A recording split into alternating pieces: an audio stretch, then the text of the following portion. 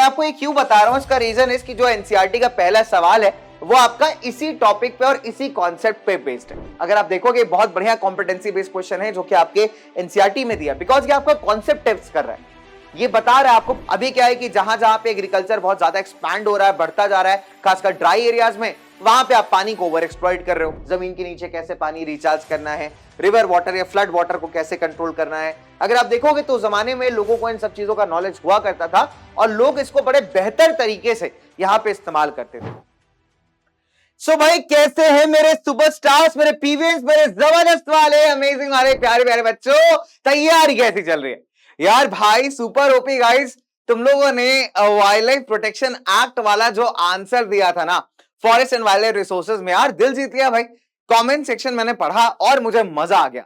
अब the point is, मैंने सोचा कि किसी एक या दो बच्चे के आंसर्स में यहाँ पे लेके आऊं, द पॉइंट इज कि यार हर एक बच्चा जिसने कमेंट करके वो आंसर लिखा था ना भाई, उसका आंसर इतना बढ़िया था, इतना जबरदस्त था। और बेस्ट बात पता क्या थी, बच्चों ने ना आंसर्स को लिटरली पॉइंट्स में लिखा हुआ है, point number 1, point number 2, point number 3। भाई यही तरीका है, ठीक है, this is the perfect way. अगर आप अपने बोर्ड एग्जाम में आंसर्स लिख रहे हो, ये बिल्कुल बढ़िया तरीका है। और जिस बच्चे ने कमेंट सेक्शन नहीं देखा है ना, तो आप जाकर के देख सकते हो बच्चों ने कितने बढ़िया तरीके से आंसर्स लिखा है। तो पहले तो उसके लिए यार दिल से एकदम कहते हैं ना सैल्यूट, दिल से एकदम सलाम, और बहुत ही ओपी लेवल का बेटा आप लोगों ने परफॉर्मेंस दिया, मुझे बहुत पसंद आया। ठीक है, आज दोबारा मैं आपको एक क्वेश्चन दूंगा, ठीक है पक्का? तो मेरे को बहुत मजा आता है यार, मैं एकदम परफेक्टली पढ़ रहा होता हूं आपके हर एक सवाल को, हर एक क्वेश्चन को।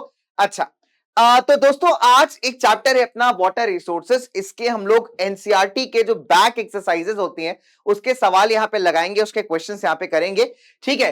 अच्छा, पहला जो आपका, अगर आप देखोगे यहां पे जो सबसे पहला कहीं ना कहीं आपका एनसीईआरटी का सवाल है, तो इसको लिख लेते हैं हम लोग। क्या करेंगे हम लोग? यहां करेंगे एनसीईआरटी सॉल्यूशंस, ठीक है, यानी एनसीईआरटी एक्सरसाइजेस,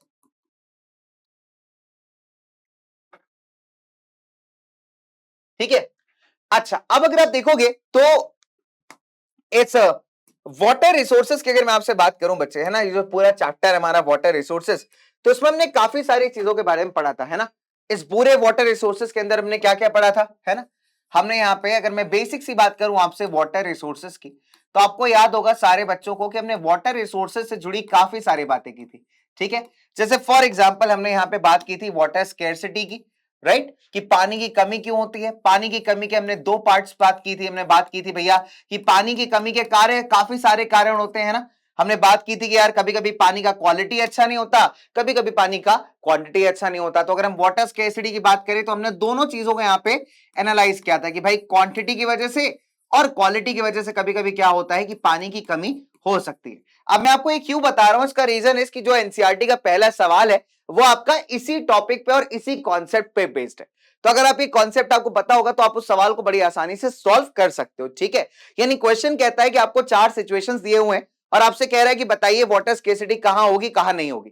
तो हमने यही पढ़ा था चैप्टर में कि वाटर स्केर्सिटी यानी पानी की किल्लत यानी पानी की कमी के दो मेजर एस्पेक्ट्स होते हैं, दो मेजर फैक्टर्स होते हैं, या तो क्वांटिटी या तो क्वालिटी। या तो हो सकता है कि पानी का जो क्वांटिटी है बेटा वो बहुत कम हो, और या तो हो सकता है कि जो पानी की क्वालिटी अवेलेबल हो वो बहुत घटिया क्वालिटी हो। मान लीजिए किसी इलाके में बहुत सारा पानी अवेलेबल है लेकिन सारा का सारा पानी गंदा है, पल्यूटेड है ना, उसमें कीचड़ भरा हुआ है, गंदगी भरी हुई है, तो ऐसा पानी किसी काम का नहीं। तो ऐसे केसेस में भी आपको क्या हो सकता है, पानी की किल्लत हो सकती है, वाटर स्केर्सिटी हो सकती है। या मान लीजिए कहीं पे पानी का क्वालिटी बहुत अच्छा है लेकिन वो पानी बहुत कम अमाउंट में अवेलेबल है, तो भी आपको पानी की कमी झेलनी पड़ सकती है। तो हमने यहाँ पे वाटर स्केर्सिटी की बात की थी। वाटर स्केर्सिटी के बाद हमने क्या किस बारे में बात की थी बेटा इस चैप्टर में? हमने यहाँ पे वाटर कंजर्वेशन की भी बात की थी कि यार कंजर्वेशन करना कितना इंपॉर्टेंट है। फिर अगर आपको याद हो तो इस चैप्टर में हमने बात की थी मल्टीपर्पज प्रोजेक्ट्स की, यानी हमारे जो डैम्स होते हैं जिसका इस्तेमाल हम कई सारी चीजों के लिए करते हैं, जैसे भाखड़ा नंगल डैम हो गया, सलाल डैम हो गया, राणा प्रताप सागर हो गया, ठीक है। तो मल्टीपर्पज प्रोजेक्ट्स, बिकॉज इनका इस्तेमाल जो यहाँ पे पानी होता है इसका इस्तेमाल कई सारी चीजों के लिए किया जाता है, इरिगेशन के लिए, फ्लड कंट्रोल के लिए, ठीक है, आपके या हो सकता है इंडस्ट्रीज में सप्लाई देने के लिए। तो ऐसे कई सारे प्रॉब्लम्स हमने पढ़े, कई सारी अच्छी बातें भी पढ़ी। तो हमने मल्टीपर्पज प्रोजेक्ट्स के दोनों चीजों के बारे में बात की। हमने यहाँ पे एडवांटेजेस भी बताए और हमने यहाँ पे डिसएडवांटेजेस भी बताए, ठीक है। एडवांटेजेस और डिसएडवांटेजेस दोनों के बारे में बात की हमने यहाँ पे, ठीक है। चलिए, फिर हमने और क्या पढ़ा बच्चों? हमने यहाँ पे और क्या क्या पढ़ा? फिर हमने यहाँ पे बात की थी रेन वाटर हार्वेस्टिंग की, ठीक है। तो हमने यहाँ पे किस चीज के बारे में बात की? हमने बात की यहाँ पे रेन वाटर हार्वेस्टिंग की। तो जिसमें हमने सीखा कि किस तरीके से बारिश के पानी को आप बचा करके यहाँ पे क्या कर सकते हो, यूटिलाइज कर सकते हो अपने पर्सनल पर्पसेस के लिए या फिर इंडस्ट्रियल और डोमेस्टिक पर्पसेस के लिए। ठीक है, जैसे हमने देखा कि जो आपके बंगाल साइड का इलाका है जहां बाढ़ बाढ़ बहुत आती है, तो वहां पे लोग क्या करते हैं, चैनल्स बना देते हैं, नहरें टाइप की बना देते हैं, जिससे बाढ़ का पानी डायरेक्ट खेतों में सप्लाई हो सकता है। वही अगर आप हिमालयन रीजन में चले जाइए तो वहां पे गुल्स या कुल्स होते हैं, जहां पे एक सर्कुलर सा बड़ा सा टैंक होता है, इसमें पानी इकट्ठा होता है बारिश का, और फिर उस पानी का इस्तेमाल करके खेतों में सिंचाई की जाती है, इरिगेशन किया जाता है। हमने बात की थी राजस्थान के टंकास की, जहां पे छत पे जमा होने वाला जो बारिश का पानी है उसको पाइप के थ्रू एक बड़े से टैंक में लाके कलेक्ट कर लेते हैं, इकट्ठा कर लेते हैं, और फिर जब पानी के सोर्सेज नहीं होते तो वही जो स्टोर्ड पानी है उसको हम लोग इस्तेमाल करते हैं कई सारे तरीकों में। हमने ये भी देखा यार कि किस तरीके से तमिलनाडु एक ऐसा स्टेट है जिसने roof top rain water harvesting को भारत में कंपलसरी किया हुआ है। ठीक है, तो यही सारी बातें हैं बेटा जो चैप्टर के अंदर आपने स्टडी की थी वाटर रिसोर्सेज में। अब आइए अब थोड़ा सा लॉजिक लेकर के हम लोग सवाल करते हैं। हमारे आज का पहला सवाल है, पहला क्वेश्चन। चलिए, तो मल्टीपल चॉइस क्वेश्चन है। देखिए बहुत सिंपल है, मल्टीपल चॉइस भी इसको नहीं कह सकते बिकॉज यहाँ पे क्वेश्चन का पैटर्न थोड़ा अलग है। इस टाइप का क्वेश्चन आपसे पूछ सकता है। देखो, based on the information given below, classify each of the following situation as suffering from water scarcity or not suffering from water scarcity। ठीक है, तो आपको 4 सिचुएशन दिए हुए हैं। अब आपको बताना है कि इनमें से कौन से इलाके में वाटर स्कैर्सिटी है और कौन से इलाके में वाटर स्कैर्सिटी नहीं होने वाली। ठीक है, तो नंबर 1, पहले आइए बात करते हैं region with high annual rainfall. तो जहां पे इतनी सारी बारिश हो रही है, डेफिनेट सी बात है यहां पे वाटर स्कैर्सिटी नहीं हो सकती। तो पहला ऑप्शन क्लियर है कि there is no water scarcity. तो जहां पे बारिश बहुत ज्यादा है वहां पे वाटर स्कैर्सिटी नहीं हो सकती। ठीक है, नाउ दूसरे अगर मैं आपसे बात करूं, एक ऐसा इलाका है जहां पे एनुअल रेनफॉल तो काफी ज्यादा है लेकिन पॉपुलेशन भी बहुत ज्यादा है। मान लीजिए हो सकता है बारिश उस इलाके में ठीक ठाक होती हो लेकिन वहां पे रहने वाले लोग भी बहुत ज्यादा हो। अगर ज्यादा लोग रहेंगे तो डेफिनेट सी बात है यार, ज्यादा पानी खर्चा करेंगे, तो ऐसे केसेस में वाटर स्कैर्सिटी होने के चांसेस बन सकते हैं। ठीक है, तो हम यहाँ पे लिख सकते हैं कि भैया इस केस में वाटर स्कैर्सिटी होना बिल्कुल पॉसिबल है, यहाँ पे पानी की कमी हो सकती है। देखिए एक अच्छा कॉम्पिटेंसी बेस्ड क्वेश्चन है। वैसे अगर आप देखोगे बहुत बढ़िया कॉम्पिटेंसी बेस्ड क्वेश्चन है जो कि आपके एनसीईआरटी में दिया, बिकॉज ये आपका कॉन्सेप्ट टेस्ट कर रहा है, ये बता रहा है, आपको पूछ रहा है कि यार आप कैसे फाइंड आउट करोगे कहां होगी कहां नहीं होगी। ठीक है, तो ये इट्स अ गुड क्वेश्चन, अच्छा क्वेश्चन है। कई बार हो सकता है कि इस टाइप का क्वेश्चन आपको एग्जाम में मिल जाए। ठीक है, चलिए, a region having high rainfall but water is highly polluted. अब यहां पे क्या है कि क्वांटिटी तो है बट क्वालिटी नहीं है, बिकॉज पानी आपका गंदा है, पानी आपका पोल्यूटेड है, और गंदा पानी होगा, पोल्यूटेड पानी होगा, जब क्वालिटी नहीं होगी वाटर की तो क्या होगा, वाटर की किल्लत यानी वाटर का स्कैर्सिटी। ठीक है, तो पानी का किल्लत यानी पानी का स्कैर्सिटी बेटा यहां पे भी होगा। सिंपल सीधी सी बात है, वाटर स्कैर्सिटी। ठीक है, अच्छा, a region having low rainfall and low population. अब यहां पे रेनफॉल कम है लेकिन पॉपुलेशन भी इक्वली कम है, तो ऑब्वियस सी बात है अगर जनता ही ज्यादा नहीं होगी तो डेफिनेट सी बात है ज्यादा पानी खर्च भी नहीं होगा। तो ऐसे केसेस में ऑलमोस्ट हम कंसिडर कर सकते हैं कि लोगों के पास पानी होगा। तो ये बन गया आपका नो वाटर स्कैर्सिटी का रीजन।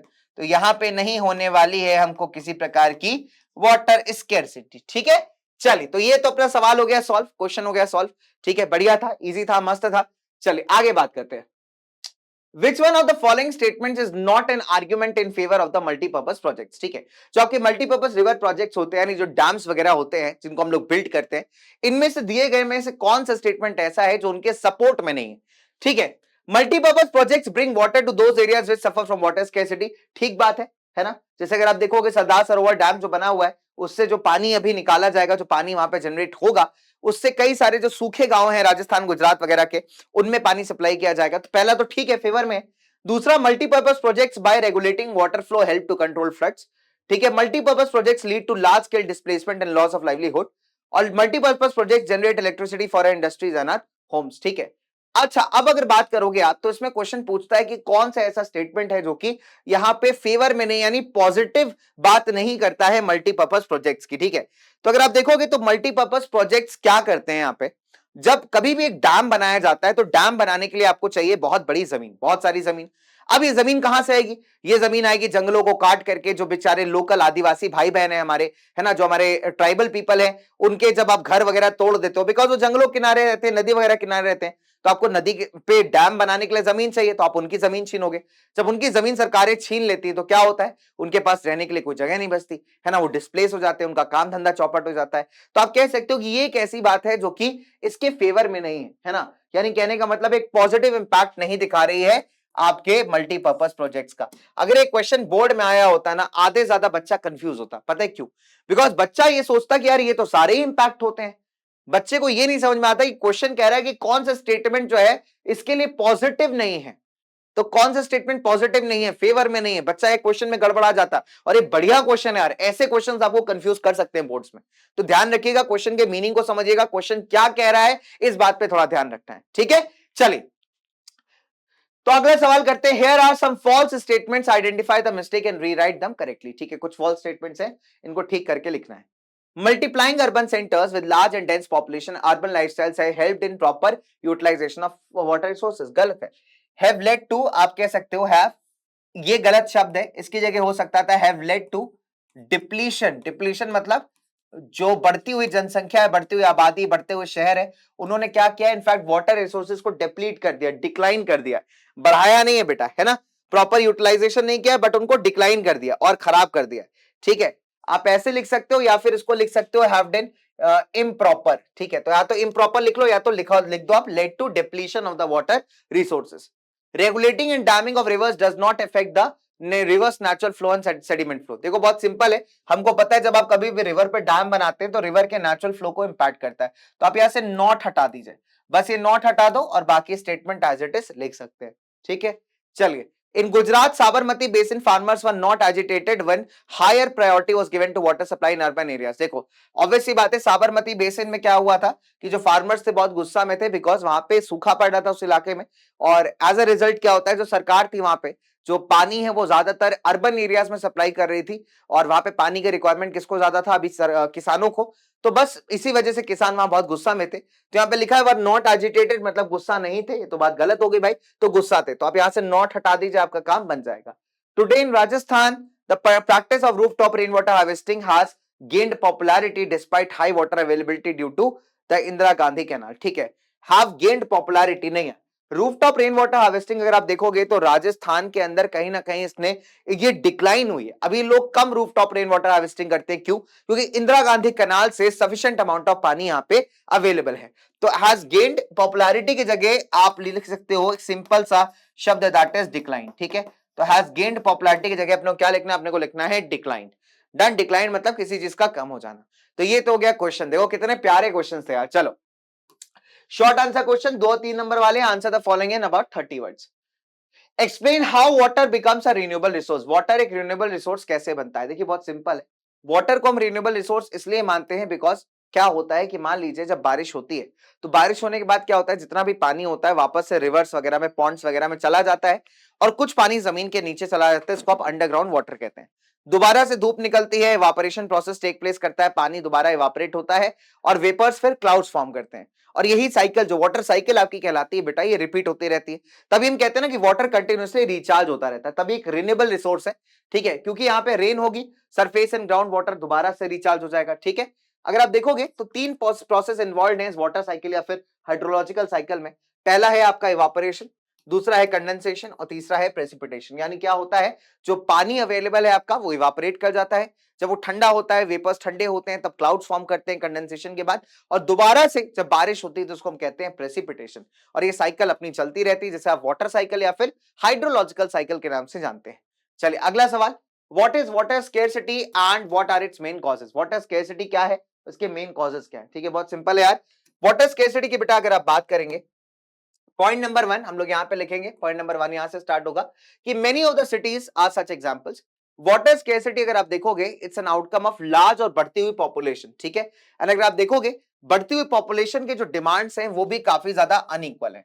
यानी अगर आप देखेंगे जो बढ़ती हुई पॉपुलेशन में जो अमीर आदमी, जो इंडस्ट्रियलिस्ट है, उनको कंपैरेटिवली ज्यादा पानी चाहिए, है ना, और वो क्या करते हैं, अपने पैसे का फायदा उठा के इसको एक्सेस कर भी लेते हैं। जो आदमी गरीब है बेचारा, उसके पास पानी नहीं मिल रहा है, जो थोड़ा मिडिल क्लास वाला टाइप का आदमी वो थोड़ा बहुत अपना पानी मैनेज कर ले रहा है। तो यहाँ पे हर एक का जो डिमांड है पानी को लेकर के बहुत ही ज्यादा अनइक्वल है, और कुछ लोगों के पास पानी के रिसोर्सेज हैं और कुछ के पास नहीं है। ठीक है, जिसके चलते क्या हो रहा है, वाटर स्कैर्सिटी। फिर अगर आप देखोगे एक बढ़ती हुई पॉपुलेशन को पानी चाहिए होता है, ना सिर्फ यहाँ पे अपने घर के यूजेज के लिए यानी नहाने के लिए, खाना बनाने के लिए, कपड़े धोने के लिए, बट ज्यादा खाना उगाने के लिए भी।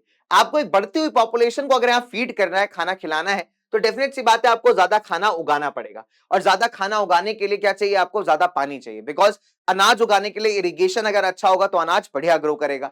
ठीक है, तो अगर आप देखेंगे टू प्रोड्यूस मोर फूड, तो अगर आप देखोगे दिस इज पॉइंट नंबर 2, इसलिए हायर फूड ग्रेन प्रोडक्शन के लिए क्या करना पड़ता है अपने को, वाटर रिसोर्सेज को यूज करना पड़ता है। और अभी अगर आप देखेंगे तो वाटर रिसोर्सेज ना बहुत ज्यादा ओवर एक्सप्लॉइट हो रखे हैं, बिकॉज अभी क्या होता है, पहले क्या होता था काफी हद तक हम लोग मानसून के पानी का भी इस्तेमाल करते थे, है ना, रेन वाटर काफी ज्यादा हेल्प करता था इरिगेशन के लिए। अभी क्या है कि जहां जहां पे एग्रीकल्चर बहुत ज्यादा एक्सपैंड हो रहा है, बढ़ता जा रहा है, खासकर ड्राई एरियाज में, वहां पे आप पानी को ओवर एक्सप्लॉइट कर रहे हो, है ना, ग्राउंड वाटर हो गया, चाहे आपका नदियों का नहरों का पानी हो गया, तो हर एक चीज को बहुत ज्यादा इस्तेमाल कर रहे हो। तो बहुत सिंपल है कि बढ़ती हुई जनसंख्या के बढ़ते हुए डिमांड्स है, जिसके पास ज्यादा पैसा ज्यादा पावर है वो ज्यादा रिसोर्सेज को एक्सेस कर पा रहा है, जिसके पास नहीं है उसके पास कुछ भी नहीं है।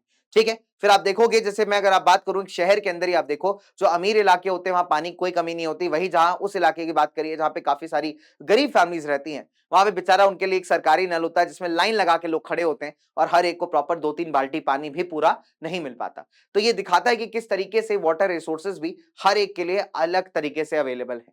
ठीक है, फिर हमने क्या देखा कि जब बढ़ती हुई जनसंख्या है उसको सिर्फ अपने डोमेस्टिक यूजेस के लिए पानी नहीं चाहिए होता, बट उसको फीड करने के लिए जो आपको अनाज उगाना है, ज्यादा फूड प्रोडक्शन करना है आपको, उसके लिए भी यहाँ पे पानी रिक्वायर्ड है। ठीक है, एज अ रिजल्ट हम पानी को क्या कर रहे हैं, ओवर एक्सप्लॉइट कर रहे हैं यहाँ पे। ठीक है, चलिए, तो ये अपना हो गया पॉइंट नंबर 3। चौथा पॉइंट देख लीजिए, इरिगेटेड एग्रीकल्चर। अगर आप देखोगे जो इरिगेशन है वो लार्जेस्ट कंज्यूमर है ऐसे वाटर रिसोर्सेज का। ठीक है, कई सारे किसानों ने अपने खुद के कुएं, खुद के ट्यूबवेल्स वगैरह लगा लिए हैं, ठीक है, अपनी प्रोडक्टिविटी बढ़ाने के लिए। तो एज अ रिजल्ट क्या हो रहा है यार कि कहीं ना कहीं जो पानी है, पानी के रिसोर्सेज है, वो बहुत ज्यादा सीवियरली इंपैक्ट हो रहे हैं। ठीक है, इसके अलावा अगर आप पोल्यूशन वाला पॉइंट ऐड करना चाहो तो वो भी एक पॉइंट है कि इंडस्ट्रीज के थ्रू क्या हो रहा है, बहुत ज्यादा पानी पल्यूट हो रहा है, गंदा हो रहा है, जिसके चलते भी आपकी पानी की किल्लत बढ़ती जा रही है। ठीक है, चलिए आगे बात करें। तो ये हो गया अपना सवाल कि what is water scarcity and what are the main causes. ठीक है, चलिए, तो ये अपना पॉइंट नंबर 4 हो गया। अब चाहो तो उसको 5 पॉइंट में भी डिवाइड कर सकते हो, बट दिस इज सफिशिएंट।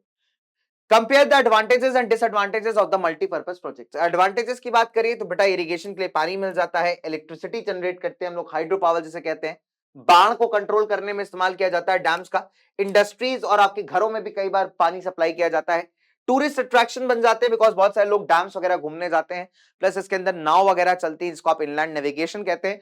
तो ये कुछ एडवांटेजेस हैं आपके मल्टीपर्पज प्रोजेक्ट्स के। ठीक है, अब डिसएडवांटेजेस की अगर आप बात करें तो बेटा क्या होता है, देखो नंबर 1, जो नेचुरल फ्लो है पानी का, नदी का, वो यहां काफी हद तक इंपैक्ट हो जाता है, बिकॉज आप क्या कर रहे हो कि नदी, बहती हुई नदी पे एक बैरियर सा बना दे रहे हो। और जब बहते हुए पानी पे एक बैरियर बना दोगे, एक रुकावट खड़ी कर दोगे जिसको आप डैम कह रहे हो, तो ऑब्वियस सी बात है नदी अपना रास्ता बदलेगी, तो नदी का जो नेचुरल कोर्स है यहाँ पे वो डिस्टर्ब हो रहा है। दूसरी बात, aquatic लाइफ काफी ज्यादा इंपैक्ट होती है, बिकॉज नदी के अंदर पानी में यार बहुत सारी चीजें, मछलियां हैं, अलग अलग तरीके के aquatic एनिमल्स हैं, ठीक है, या कोई भी वाटर बॉडी की अगर हम बात करें, ठीक है, तो यहाँ पे क्या होता है बेटा, वो भी इक्वली इंपैक्ट होते हैं, बिकॉज वो लोग भी नदी के इकोसिस्टम में जी रहे हैं, वो नदी के साथ एकदम चल रहे हैं, मूव कर रहे हैं, तो आप कह सकते हो उनको माइग्रेशन वगैरह में बहुत प्रॉब्लम होती है। फिर मान लीजिए जो आसपास के इलाके काफी नीचे हाइट पे बसे हुए हैं, है ना, लो लाइंग एरियाज हैं, तो वो क्या होता है, बढ़ते हुए पानी में डूब जाते हैं, है ना, पूरा वेजिटेशन सड़ जाता है, खराब हो जाता है, राइट, इकोलॉजिकल इंबैलेंस क्रिएट होता है। सबसे बुरा क्या होता है, जो लोकल रहने वाली जनता है ना, वो बड़े लेवल पे डिस्प्लेस हो जाती है। मतलब जो आसपास रहने वाले लोग हैं उनकी जब जमीनें ले ली जाती है डैम्स वगैरह बनाने के लिए, तो उनके पास ना रहने के लिए घर होता है और ना खाने के लिए खाना। बिकॉज सरकार वादे तो बहुत करती है कि हम आपको यहां सेटल कर देंगे, वहां सेटल कर देंगे, लेकिन ये वादे पेपर्स के ऊपर रह जाते हैं। तो डिस्प्लेसमेंट, अपने जगहों से निकल के जाना, अपने घरों को छोड़ना, ये एक बहुत बड़ा प्रॉब्लम बन जाता है ऐसे लोगों के लिए। ठीक है, चलिए, अब लॉन्ग आंसर्स कहते हैं यार, एक बार फटाफट से 5 मार्क्स से क्वेश्चंस करेंगे। नंबर 1, सबसे इंपॉर्टेंट क्वेश्चन है यहाँ पे, discuss how rain water harvesting in semi arid regions of Rajasthan is carry out. ये एग्जैक्ट क्वेश्चन आया था बोर्ड एग्जाम में, 2 से 3 बार आ चुका है यार, प्रीवियस ईयर क्वेश्चन है, बहुत ज्यादा इंपॉर्टेंट है, 5 नंबर का सवाल है, 2 से 3 बार ये क्वेश्चन आपका बोर्ड एग्जाम में पूछा जा चुका है। ठीक है, चलिए आइए बात करते हैं। चलो, सो क्वेश्चन है कि देखिए सेमी एरिड और एरिड एरिया, सेमी एरिड यानी जहां पे थोड़ी बहुत बारिश होती है, और एरिड मतलब बिल्कुल कंप्लीट ड्राई रीजन। ठीक है, अगर आप सेमी एरिड और एरिड इलाकों की बात करें राजस्थान की, खासकर बीकानेर, फलोड़ी, बाड़मेर, तो यहां पे अगर आप देखोगे तो हर एक घर ने अपना एक प्रॉपर टंका बनाया हुआ है। टंका जो है आप कह सकते हैं बहुत बड़ा सा टैंक है जहां पे आप पानी स्टोर कर रहे हो, और ये कनेक्टेड है एक proper rooftop rain water harvesting system से। अब मैं अपनी गंदी सी ड्राइंग में अगर तुम्हें बना के दिखाऊं, तो मान लीजिए कि ये मेरा और डोगेश का घर है, ठीक है, हमारा होम स्वीट होम, और यहाँ पे हमने छत में ऐसा स्पेस बना रखा है जिससे जब बारिश बरखा बिजुली, है ना, बारिश का पानी जब इधर आके इकट्ठा होगा तो क्या होगा, बहुत सिंपल सी बात है। यहाँ पे हमने क्या किया, बारिश हुई, अब छत से बहता हुआ ऐसा स्लोप से क्या हुआ, पानी आया इकट्ठा हो गया। हमने क्या किया, एक पाइप निकाला और इस पाइप से इस पानी को एक बड़े से टंका में, बड़े से टैंक में लाके यहाँ पे स्टोर कर दिया। ठीक है, तो ये आप देखोगे तो जो ड्राई एरियाज है राजस्थान के, वहां पे इस टाइप का प्रैक्टिस बहुत ज्यादा कॉमन है। अब टंकास कई बार ना एक घर के बराबर हो सकते हैं। जैसे एक घर मिला था फालोड़ी में, वहां पे टैंक का साइज पता है कितना था, 6.1 मीटर गहरा था, 4.27 मीटर लंबा था और 2.44 मीटर वाइड था। तो इतना सारा पानी इसमें स्टोर होता था। अब टंकास अगर आप देखेंगे तो well developed roof top rain water harvesting system का ही पार्ट है। आप देखोगे या तो लोग अंडरग्राउंड टंका बना लेते हैं, या फिर लोगों के जो आंगन होते हैं ना बेटा, हाँ आंगन, बड़े बड़े कोर्टयार्ड्स होते हैं, आंगन होते हैं। आजकल के शहरों के फ्लैट्स में तो आंगन नहीं होते क्योंकि वहां पे रूम ही इतने छोटे होते हैं, बट आज भी जिनके पुराने घर हैं प्रॉपर, आप देखोगे वहां पे प्रॉपर एक आंगन सा बना होता है, कोर्टयार्ड बना होता है। ठीक है, तो अगर आप देखेंगे बेटा तो ये टंकास जो है आपको या तो वहां बने दिख जाएंगे या फिर अंडरग्राउंड भी कई बार दिखते हैं। इनफैक्ट अगर आप देखोगे तो ये तो हमने पढ़ लिया कि स्लोपिंग रूफ से कनेक्टेड है, फिर यहां से पानी पाइप के थ्रू होता हुआ इन टंकों में आके स्टोर हो जाता है। ठीक है, जो पहला बारिश का पानी होता है ना, उसको हम लोग जल्दी स्टोर नहीं करते बिकॉज वो गंदा पानी होता है, और इसके बाद से जितनी भी बारिश होती है तो उसको हम लोग यहाँ पे टंकास में स्टोर करना स्टार्ट कर देते हैं। ठीक है, अच्छा अब अगर आप देखोगे तो राजस्थान में बारिश के पानी को लोकल भाषा में कहते हैं पालार पानी। क्या बोलते हैं बेटा हम लोग, पालार पानी। ठीक है, चलिए अब रेन वाटर को टंकास में अगली बारिश तक स्टोर करके रखा जा सकता है, और ये सबसे रिलायबल सोर्स है पानी का। जब बाकी सारे सोर्सेस खत्म हो जाते हैं तो सबसे रिलायबल सोर्स है बेटा ऐसे इलाकों में पानी का जहां के लोग पानी इस्तेमाल करते हैं। ठीक है, तो मैंने आपको बताया कि पालर पानी के नाम से कहा जाता है इन इलाकों में बारिश के पानी को। और सबसे खास बात कि कभी कभी क्या होता है कि लोग क्या करते हैं, इन टंकों के बगल में ना कमरे बनवा लेते हैं, रूम बनवा लेते हैं। ठीक है, अब टंका में तो पानी भरा है, फिर जब राजस्थान में हीट पड़ती है ना दबा करके 40 45 46 18 48 डिग्री तक टेम्परेचर जब जाता है ऐसे एरियाज में, तो आप देखोगे तो बहुत गर्मी है बाहर, बहुत ज्यादा गर्मी है। अब इतनी गर्मी में कोई कैसे बैठे, एसी बेसी सब फेल एकदम।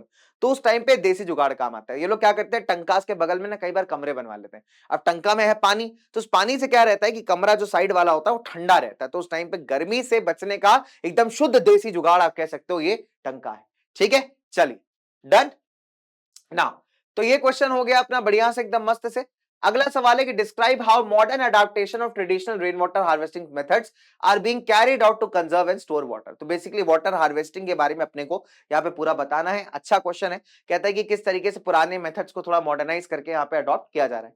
अब वाटर हार्वेस्टिंग सिस्टम अगर आप देखेंगे तो एक बड़ा जबरदस्त ऑल्टरनेटिव है, हमारे एनवायरमेंट फ्रेंडली भी है और हमारी जरूरतों को पूरा भी कर सकता है। अच्छा, पुराने भारत में अगर आप देखेंगे बड़े जबरदस्त कॉम्प्लिकेटेड टाइप के ऐसे हाइड्रोलिक स्ट्रक्चर यानी वो चीजें जिनको पानी को कंजर्व करने के लिए इस्तेमाल किया जाता है, तो ऐसे कई सारे स्ट्रक्चर्स आपको दिखने को मिल जाएंगे। ठीक है, तो आप कह सकते हो जो वाटर हार्वेस्टिंग का कंसेप्ट है वो हमारे भारत में बड़े पुराने जमाने से एग्जिस्ट तो करता है। दूसरी बात, लोगों के ना इन डेप्थ नॉलेज थी उस टाइम पे। अगर आप देखोगे रेनफॉल के टाइप्स के बारे में, सॉइल कैसी होती है, मिट्टी वगैरह के बारे में, जमीन के नीचे कैसे पानी रिचार्ज करना है, रिवर वाटर या फ्लड वाटर को कैसे कंट्रोल करना है, अगर आप देखोगे तो जमाने में लोगों को इन सब चीजों का नॉलेज हुआ करता था और लोग इसको बड़े बेहतर तरीके से यहां पे इस्तेमाल करते थे। ठीक है ना, अब इसका कुछ एग्जांपल आप ले सकते हैं। जैसे पहाड़ी इलाकों में मैंने आपको बताया ना, खासकर वेस्टर्न हिमालयाज में जितना भी आपका पानी होता है ना जो इकट्ठा होता है बारिश का, है ना, इसको ये लोग क्या करते हैं कि ऐसे नहरें बना लेते हैं, डाइवर्जन चैनल बना लेते हैं। इसको गुल या कुल कहा जाता है। ठीक है, और इसके थ्रू इन पानी को, जो बारिश वाला पानी है, इसको खेतों तक पहुंचा दिया जाता है। रूफटॉप रेन वाटर हार्वेस्टिंग अगर आप देखोगे राजस्थान में, अभी हमने एग्जांपल लिया कि किस तरीके से राजस्थान के अंदर जो है रूफटॉप रेन वाटर हार्वेस्टिंग का इस्तेमाल करते हैं, टंकास के अंदर पानी स्टोर करते हैं। ठीक है, फिर बंगाल में मैंने आपको बताया कि लोगों ने इनंडेशन चैनल्स बना लिए हैं, यानी बंगाल में आप देखोगे उस इलाके में बाढ़ वगैरह काफी आती है, तो एज अ रिजल्ट बाढ़ के पानी को ये लोग ऐसा नहर टाइप का बना के, चैनल बना करके खेतों की तरफ डाइवर्ट कर देते हैं। तो इन चैनल्स को हम कहते हैं इनंडेशन चैनल्स।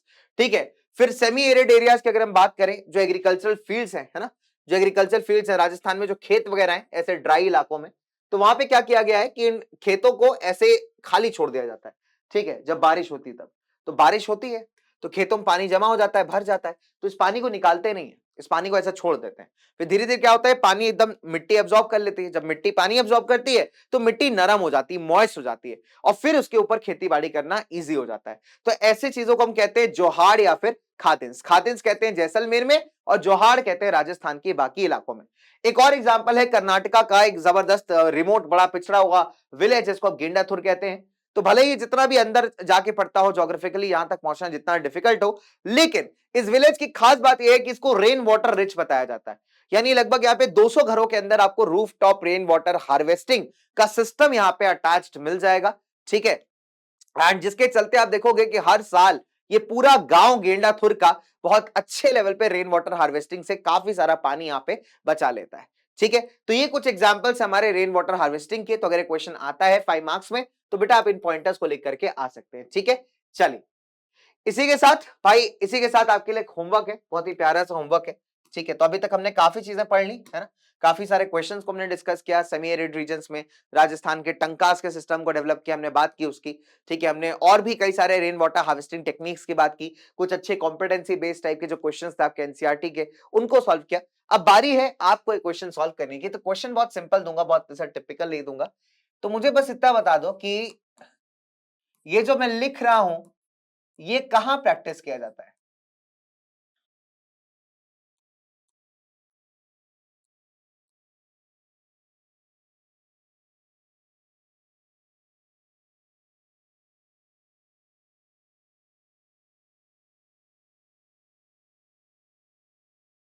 ठीक है, तो जो मैं लिख रहा हूं ये मुझे बस बताना है कमेंट सेक्शन में कि कहां प्रैक्टिस किया जाता है, ठीक है।